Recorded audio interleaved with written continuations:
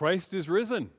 Happy Easter and welcome to worship here at University Park United Methodist Church. I'm Andy Dunning. I'm the pastor here. If this is your first time worshiping with us, or if it's your first time in a long time, I want to extend a special welcome to you. Every Sunday, we gather for casual, reflective worship at 9 o'clock a.m. in our historic Wasser Chapel. And then at 11, we gather here in our larger sanctuary for a traditional service featuring our chancel choir and our pipe organ, both of which you'll hear in this video. I am so glad that you're with us on our YouTube channel this morning, and I hope that soon you can join us for worship here in person. University Park United Methodist Church is an open and affirming congregation. Our vision for ministry is to be an intergenerational, diverse, radically inclusive Christian community where families and individuals of all kinds can thrive. So whoever you are, whatever you may believe or question or doubt, you are welcome here at University Park United Methodist Church. Let's continue our worship with a traditional Easter hymn.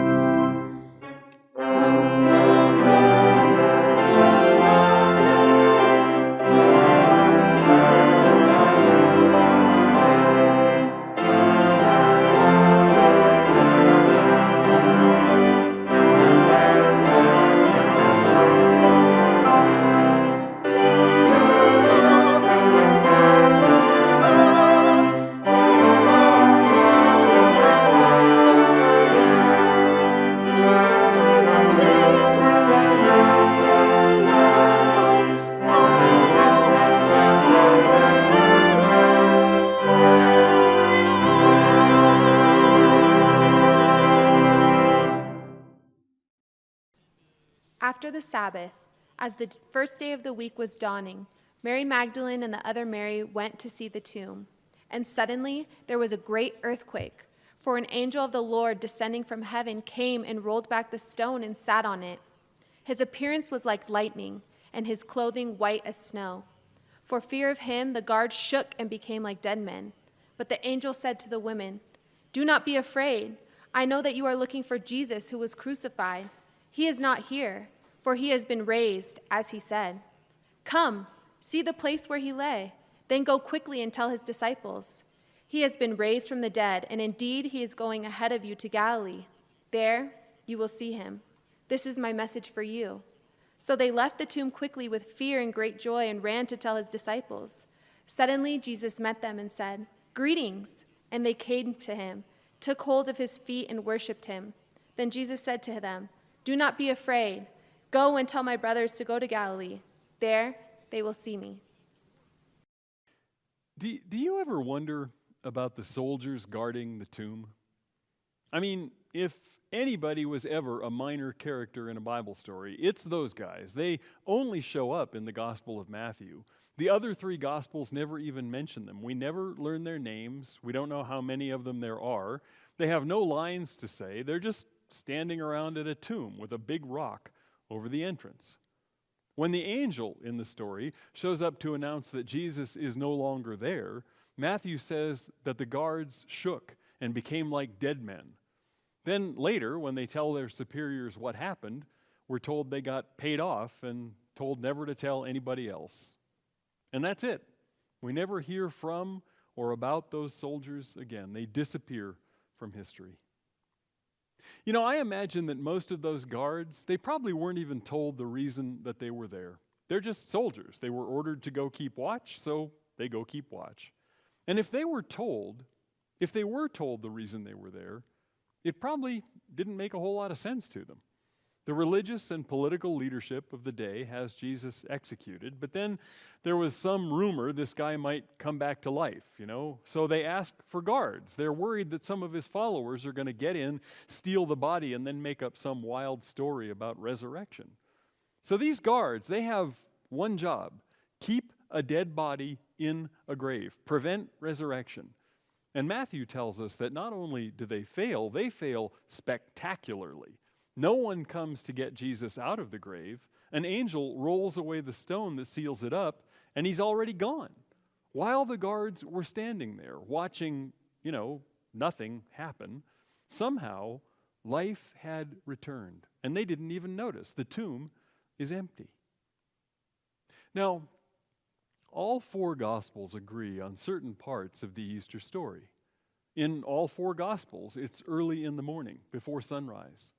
In all four Gospels, women go to the tomb. In all four Gospels, they find the body gone. They go to tell others. The guards, though, like I said, the other three versions of the story don't even mention them. So you have to wonder, why is Matthew telling us this little detail of the story? Now, one answer might be that he's trying to deal with the rumors that said Jesus was never resurrected at all, that some of his followers did come and steal the body and just made up this whole resurrection thing. And sure, maybe Matthew wants to include the guards in the story so people will know that that couldn't have happened. But I think it's more than that. I think the guards are included in Matthew's story because Matthew wants to pose a question to us. See, I think the stories that we read in the Bible, they're not just stories about something that happened 2,000, 3,000 years ago. They're not just poetry or song or history. They are that. But they're also stories about us. They're stories about our inner life, our relationship with God and with each other and with creation. In the first creation story, for example, at the very beginning of the Bible, in the book of Genesis, when God looks at the first human being and says, "It's not good for the man to be alone," that's not just a statement about that one human being. That's a statement about us. It's a statement that says we are built for community. We are built for relationship. It's not good for us to live our lives alone, cut off from other people. When the ancient prophets called out the rulers of their day for enriching themselves by condemning others to lives of grinding poverty, that's not just a story about ancient Israel 2,800 years ago. That's a story directed to us. It's about God's desire for the communities that we create here and now. Or when Jesus embraces the marginal people of his day, when he recognizes God's image in people who are too often ignored and despised, when he offers food to the hungry and healing to the outcasts, when he creates a new way of life and a new kind of community that can heal the culture of death and despair and violence in which he lives, that's not just about Jesus 2,000 years ago. That's a call to us now. And when Jesus is resurrected and given new life, that's not just about him. That is an invitation to all of us to be remade. So maybe the real question we need to ask is not why there are guards in Matthew's story. Maybe the real question we need to ask is, where are the guards in our story? What are the guards in our story? What is guarding our individual tombs, trying to prevent us from emerging into new life? What is guarding against resurrection throughout our society? What is working to prevent us from emerging into the morning of new and beautiful and abundant life? Sometimes I think we guard each other's tombs. I wish that wasn't true, but it is. There are lots of people who find it very difficult to emerge into new life because they're judged by the color of their skin or their gender or their mental health history or their past bad decisions and criminal history or their physical ability or sexual orientation or politics or whatever it is. There are lots and lots of people who struggle with crippling poverty and a lack of housing and cannot ever seem to catch a break. Those things can be guarding our societal tombs, trying to ensure that we do not emerge. And I think sometimes that we guard our own tombs. We tell ourselves that fuller lives are not possible. We resign ourselves to a world that will never be just, that will never allow anyone to flourish. Sometimes this world can make us just want to give up and hide. Or at least I know it does me. So I imagine each one of us might answer those questions about what's guarding our tomb a little differently. But I do think the answers we give, they might have a few things in common. A lot of us are just tired, right? Overwhelmed. And there never seems to be an end to it. Our schedules are too much. We can't keep up. Or maybe some of us have the opposite problem. We feel irrelevant and alone, like the world is passing us by and no one even cares what we think or whether we ever emerge into new life. I know that many of us are afraid and anxious. I think our country and our world are afraid and anxious. We're afraid of each other. We're afraid of our politics. We're afraid of the consequences of climate change and resource destruction and migration and all that those things may bring. We live in a country where there are more guns than there are people, and the overwhelming majority of those guns are bought to protect ourselves against each other. Racist hate groups are on the rise. Some people are openly threatening armed revolution and the murder of those they believe to be their political enemies. The level of rage that is present in this country can be sad and exhausting just all by itself, completely apart from everything else we've got going on.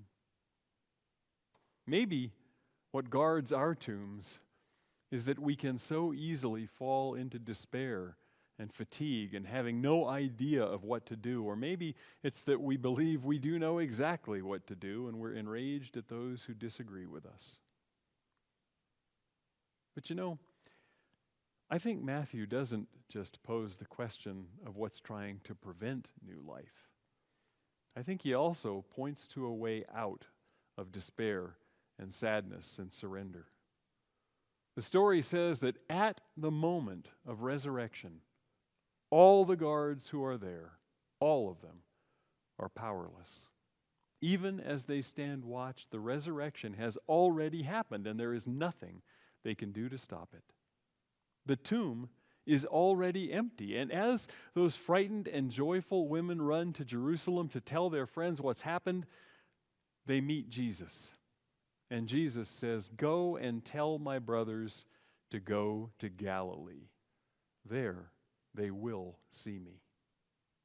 See, Jesus tells them to go back to where they're from, to go back to the place where they live their lives, go back to Galilee, which is to say, I think, you don't need to try to escape your life or retreat from it or shut your eyes to find your resurrection. Go back to Galilee. Go back to your ordinary, everyday lives in the world that guards our tombs, that tries to convince us that renewal is not possible, but go back believing the story the women tell.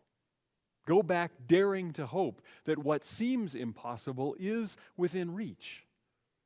And then we will meet the risen Christ.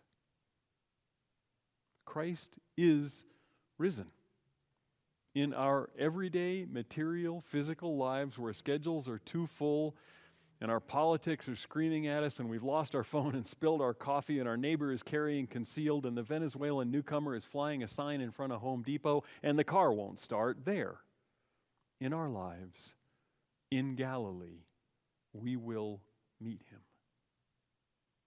Christ is risen. No matter how well guarded our tombs may be, hope can still break through. New life can still break through. New life will still break through, and no amount of guards can possibly stop it. So, happy Easter. May you meet the risen Christ on your journey.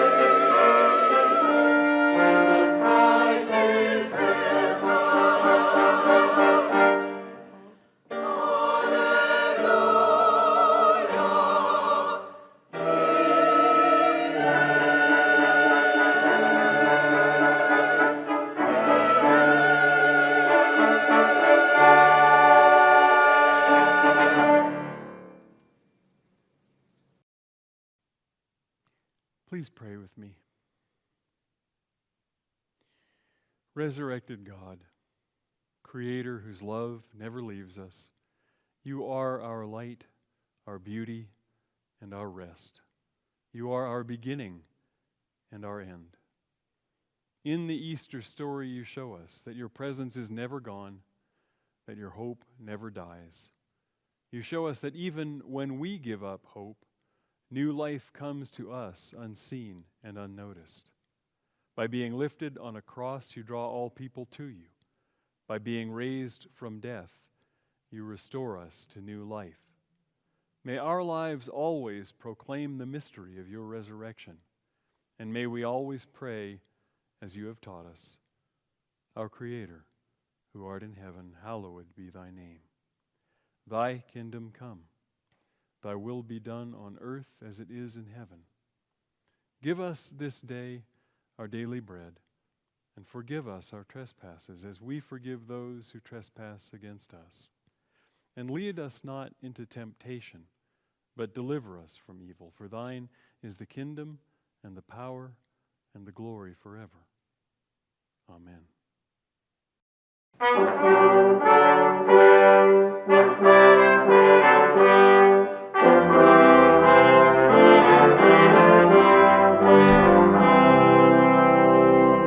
Christ is alive, let Christians sing.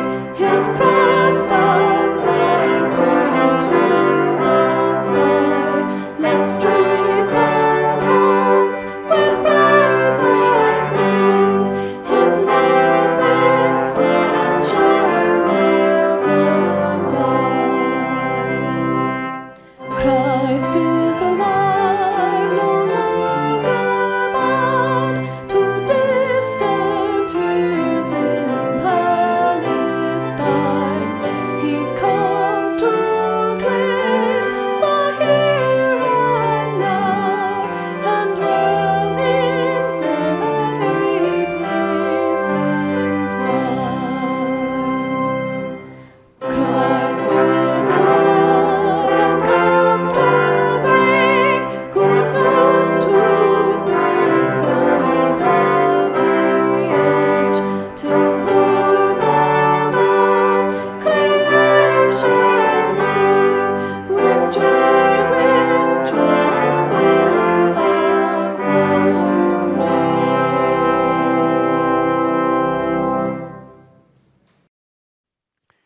In this week and throughout the season of Easter, may you be wrapped in the love and the knowledge of God. May you be lifted up and carried forward by the hope and the peace that God bestows. May your imagination be inspired by God's endless possibilities. May you always know the reality of the resurrection and all that it means for you. Christ is risen. Happy Easter. Go in peace.